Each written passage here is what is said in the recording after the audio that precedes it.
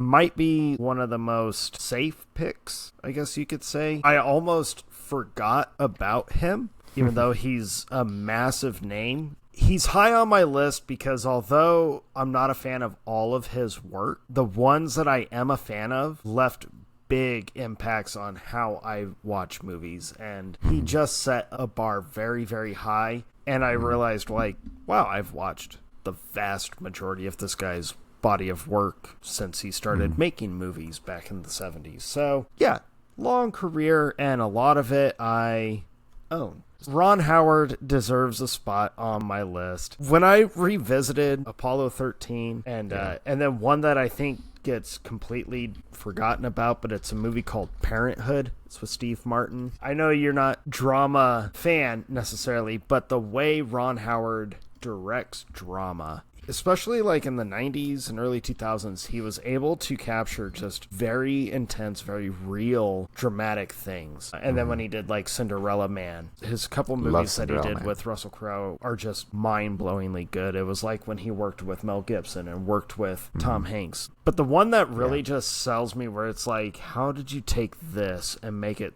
one of, like you said with Social Network, which I agree completely. He did the same thing with the Frost Nixon interview. It's literally just a recreation of their interview, and it is one of the most engaging, intense movies I've ever watched, where I can't look away. Every piece of dialogue is incredible. Every little nuance and all the body language that's in the film. It's just the way he's able to direct is awesome. Even in his stinkers, I see his name and I'm like, all right, safe bet, I will watch that and probably enjoy it. Yeah, he's one of those directors that a few stand out to me as Ron Howard movies, like Apollo 13, Cinderella Man, the Da Vinci Code movies. And then there's some I'm like, Ron Howard did that movie?